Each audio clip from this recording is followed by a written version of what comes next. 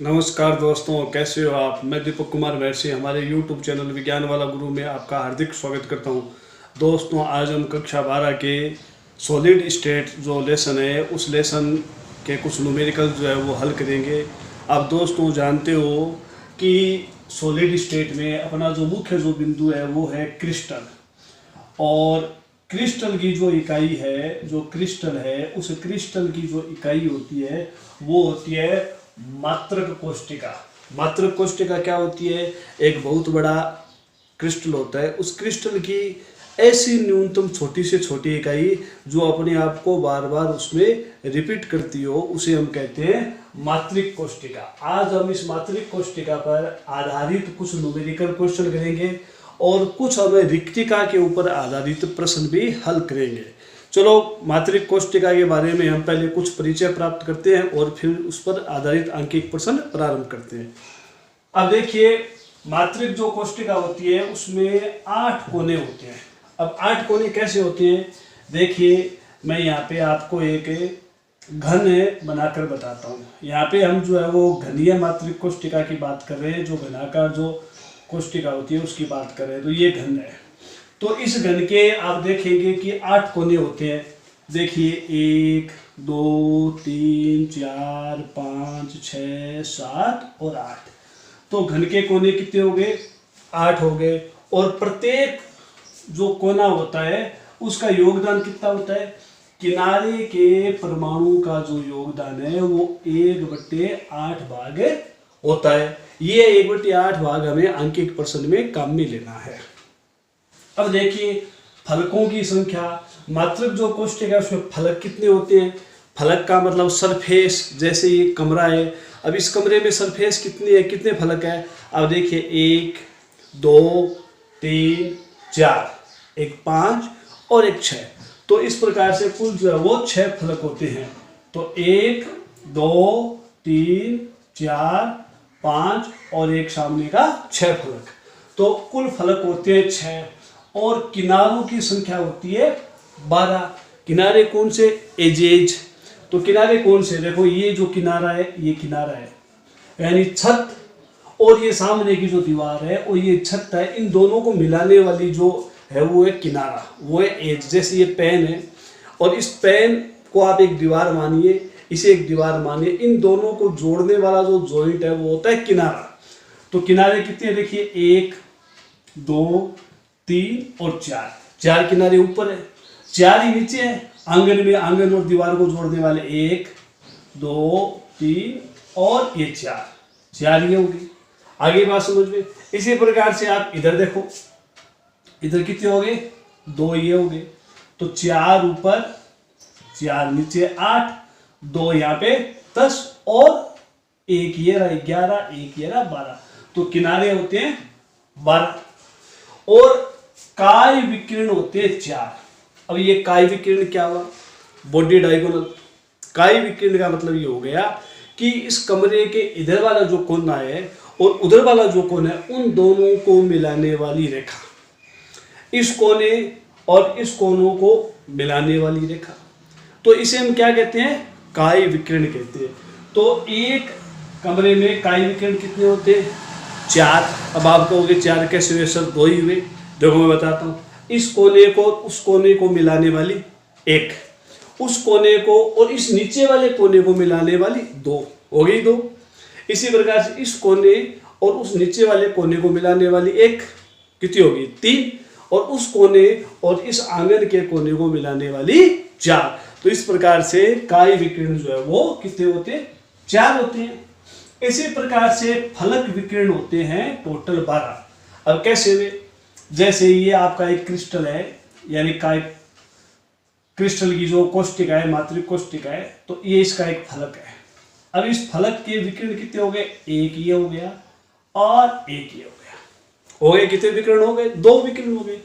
और फलक कितने हैं? एक कोष्टिका में फलक कितने? मैंने बताया कितने फलक है? 6। तो एक फलक में हो गए आपके पास 2 विकिरण, तो 6 फलक में कितने विकिरण हो गए? 12। तो इस प्रकार से एक मात्रिक कोष्टिका में 12 फलक विकिरण होते हैं। अब देखिए, यहाँ पे किनारों के परमाणु का योगदान मैंने आपको बताया था 1/8 होता है। इसी प्रकार से फलक केंद्रित परमाणु का योगदान होता है 1/2। अब फलक केंद्रित परमाणु क्या होता है? ये फलक केंद्रित परमाणु है, यानी ये फलक है और इसके ठीक केंद्र पर जो परमाणु स्थित है वो होता है फलक केंद्रित। और इसका योगदान कितना होता है? इसका योगदान बताया गया है 1/2। अब 1/2 क्यों हुआ? मान लीजिए आपके पास ये एक कागज है। अब इस कागज में बीच में यहाँ पे गोला लगा हुआ है, गोला है। तो ये जो गोला है वो दोनों तरफ है, यानी कागज के इस साइड में भी दिखाई दे रहा है, इधर भी दिखाई दे रहा है। तो इसका क्या हुआ? आधा आधा दोनों तरफ योगदान हो गया। यानी ये जो दीवार है, इस दीवार का आधा भाग इधर है, आधा भाग उधर है। तो इस प्रकार से उसका योगदान होता है 1/2। अब एक किनारों के केंद्र पर परमाणु का योगदान, ये जो किनारे हैं, ये जो किनारा है और इस किनारे पर मान लो कोई परमाणु है, मान लो ये इसके ठीक बीच में यहाँ परमाणु है। तो इस परमाणु का योगदान कितना है? तो इस परमाणु का योगदान है 1/4। अब 1/4 कैसे हुआ? वैसे हुआ कि ये जो किनारा है, तो इस किनारे के ऊपर क्या है? इधर एक कोष्टिका है, एक कोष्टिका कहाँ है? एक जिसमें है वो है, एक इस कोष्टिका के नीचे है और एक इधर सामने है। तो ये 4 कोष्टिकाओं में बराबर बंटा होता है। यानी जो किनारा होता है वो क्या होता है? 4 कोष्टिकाओं में बराबर बंटा होता है। देखो कैसे बंटा होता है, मैं आपको बताता हूँ, ध्यान बताता हूँ। ये कुछ मेरे पास बॉक्स है, आप देखिए। अब मान लीजिए ये जो बॉक्स है, इस बॉक्स के किनारे पर यहाँ पे मान लो कोई गोला है, इधर यहाँ कोई गोला है। तो ये जो गोला जो यहाँ पे है वो उसका 1/4 भाग तो इसमें है और 1/4 भाग इसके ठीक ऊपर है, उसमें योगदान है। तो कहाँ हो गया? आधा योगदान हो गया ना, आधा। यहाँ पे 1/4 इसमें है, 1/4 इसमें है, ठीक है। इसी प्रकार के इसके सामने है, तो 1/4 भाग योगदान उसमें है और 1/4 भाग योगदान ऊपर वाले में।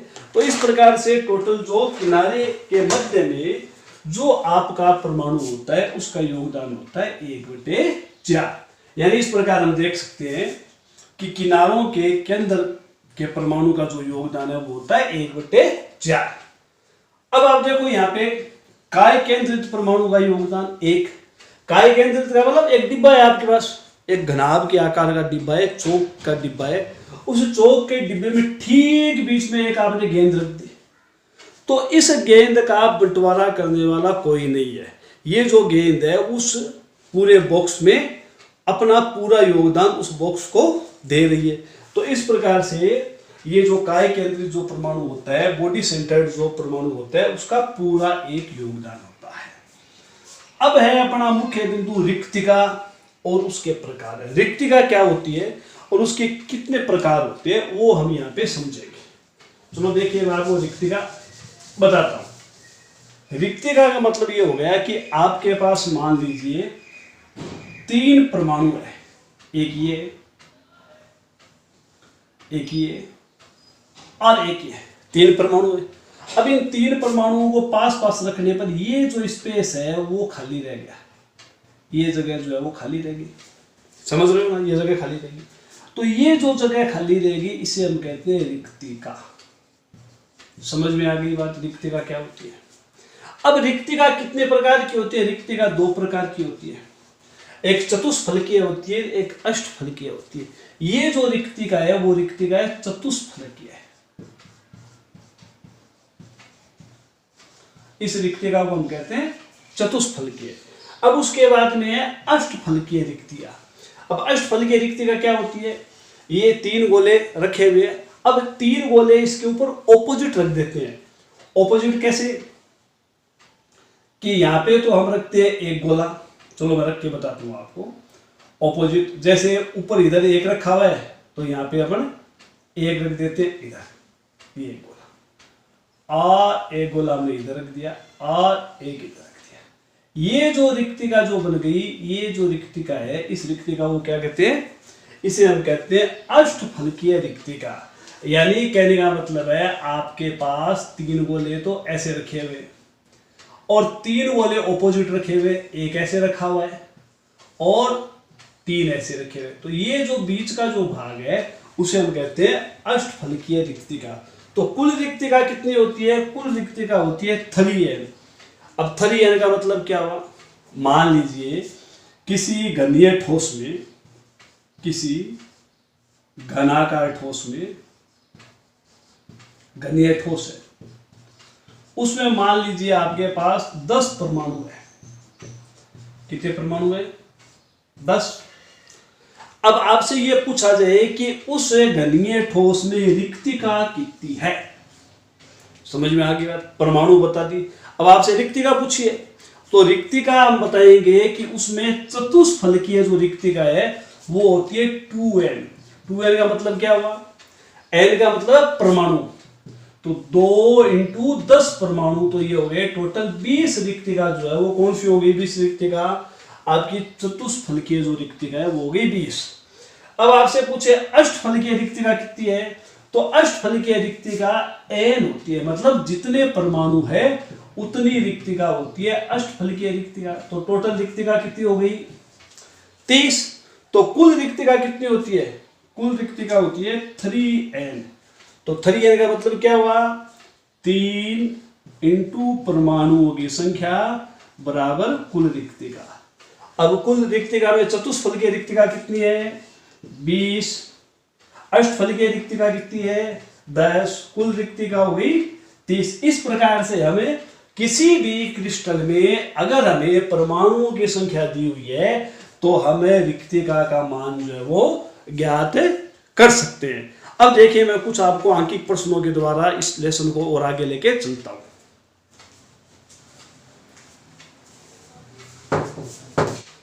मान लीजिए अपना पहला प्रश्न है, फर्स्ट प्रश्न है, मान लीजिए कि एक मात्रक कोष्टिका में परमाणु की संख्या ज्ञात कीजिए अगर उसका स्ट्रक्चर BCC है। अभी ये क्या हो गया? अभी BCC, BCC का मतलब है बॉडी सेंटर्ड। बॉडी सेंटर्ड अपने पास जो है वो क्रिस्टल है। कौन सा क्रिस्टल है? कौन सी मात्रक कोष्टिका है? Body centred. तो बॉडी सेंटर्ड है यानी काय केंद्रित कह सकते हैं हम इसे, काय केंद्रित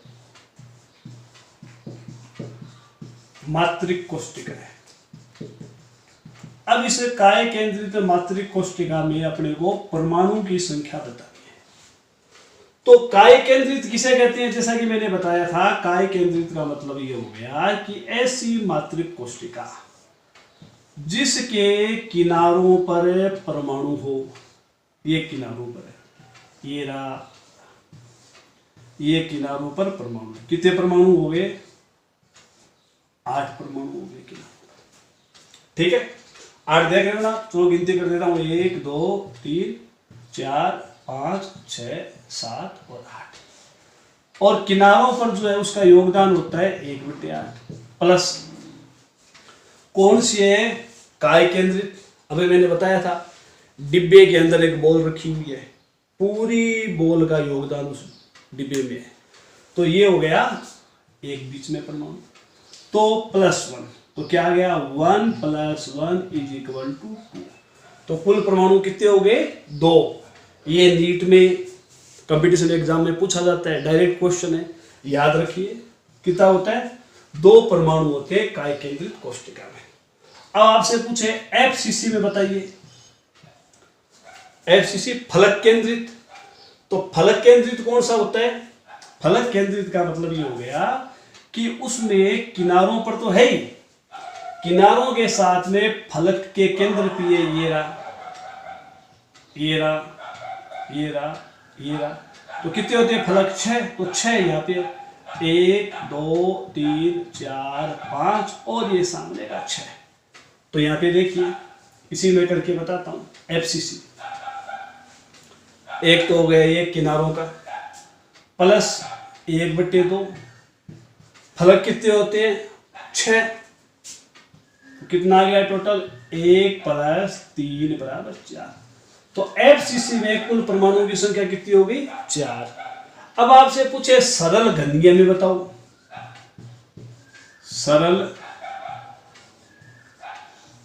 घनीय संरचना में या कोष्टिका जो है उसमें कितने होते हैं? सरल घनीय का मतलब सिर्फ उसमें क्या होता है, किनारों के ऊपर परमाणु होते हैं, जैसा कि ये चित्र दिया है, सिर्फ किनारों पर।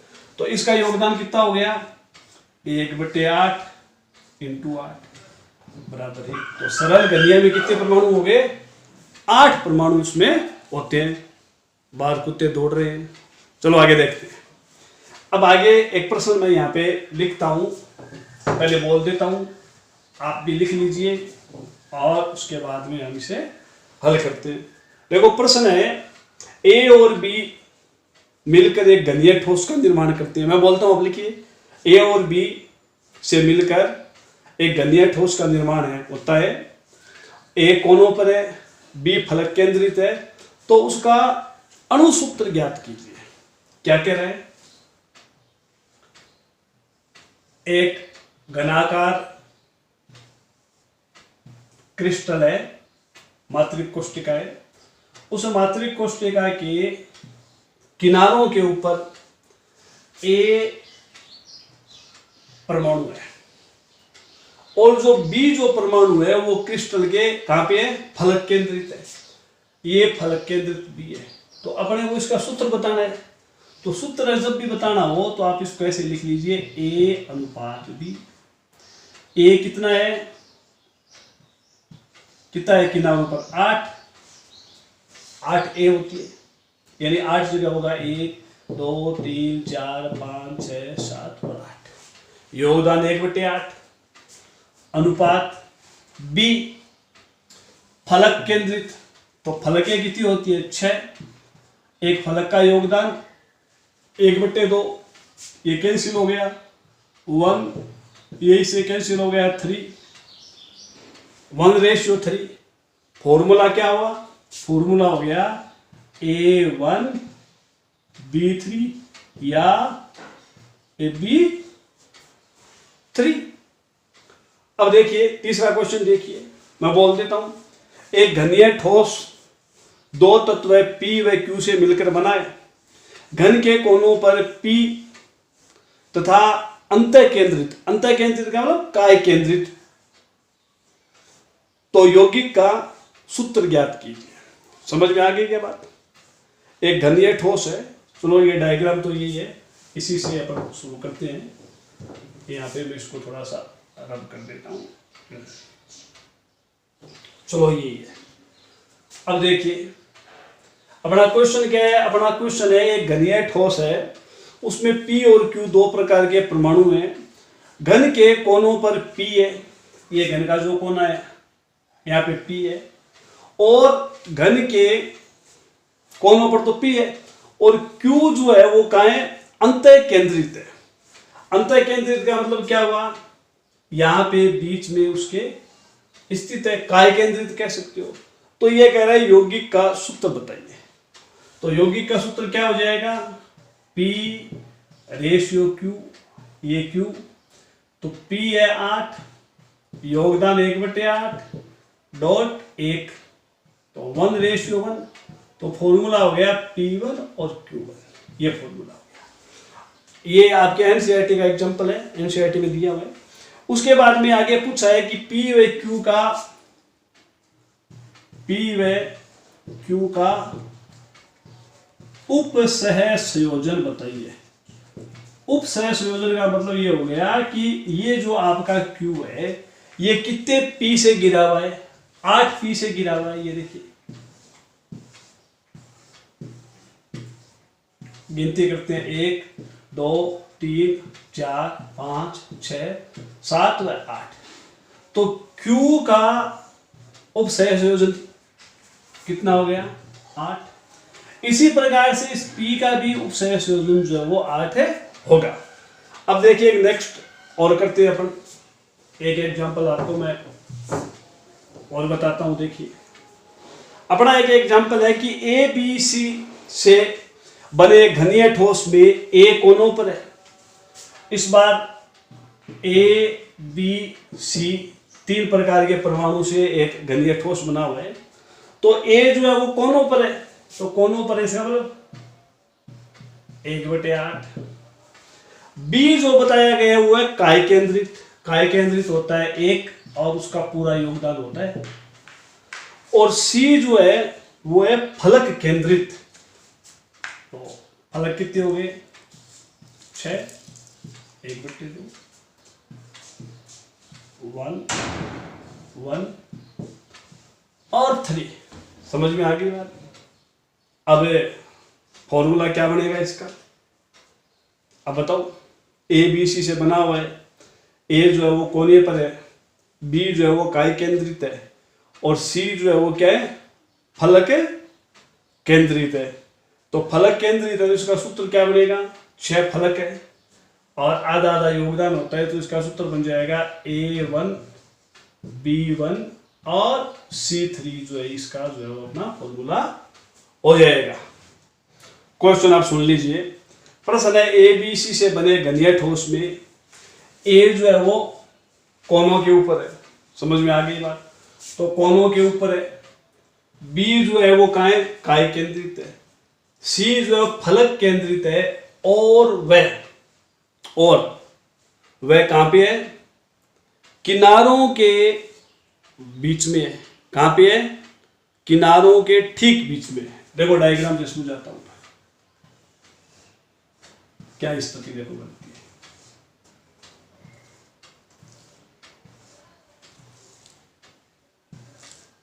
है। ये तो है ए बी कहां है? बी है यहां पे, ये बी है, ये ए है।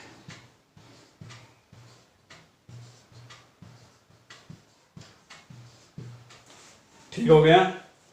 और सी जो है वो फलक के बीच में भी है, यहां पे भी है, फलक के बीच में। कितनी फलक हो गई? 1 2 3 4, एक सामने और एक ये पीछे। ठीक है? और कहां है?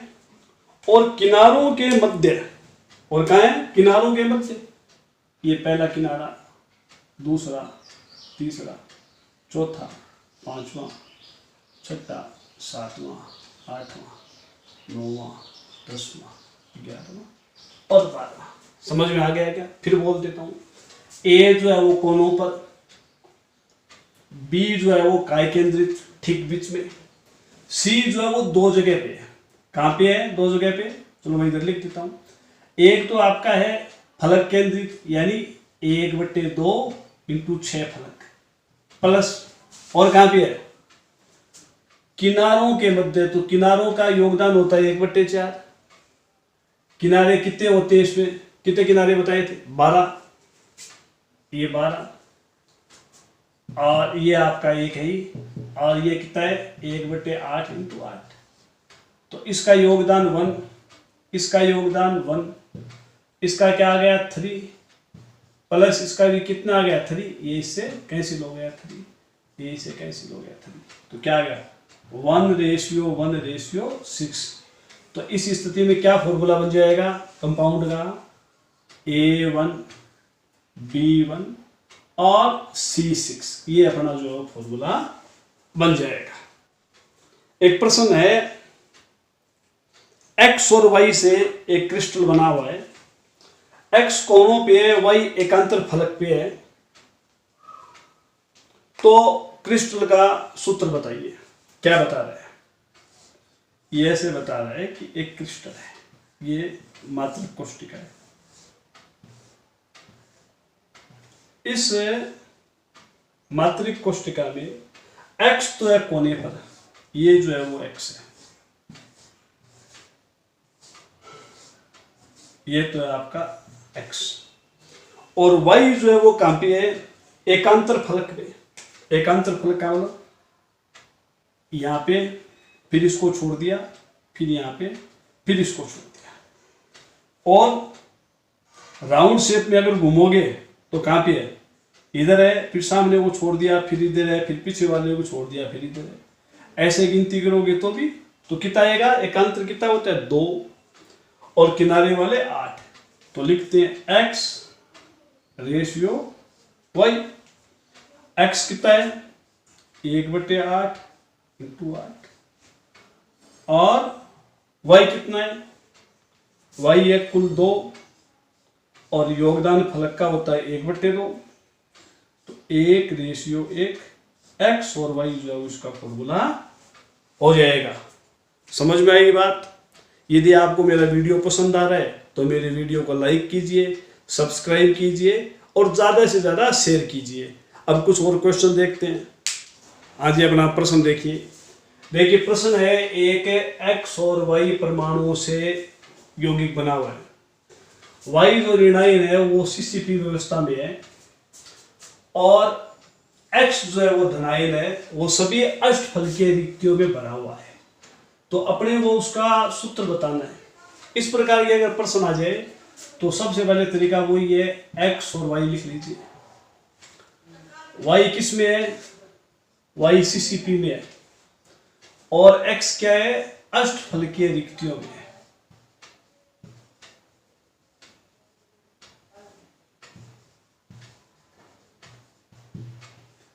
इसको आप छोड़ दीजिए, इससे कोई मतलब नहीं है। चाहे FCC हो, कोई भी हो, इसके अंदर किसी भी प्रकार की संरचना हो, इसको छोड़ दीजिए। इसको आप n मान लीजिए। n क्या है, परमाणु। तो जब परमाणु जब n होता है तो अष्टफलकीय रिक्तियां कितनी होती है आपको पता है? अष्टफलकीय रिक्तियां अभी मैंने बताई थी n ही होती है। चतुष्फलकीय क्या होती है, 2n होती है। तो ये n है तो ये भी n।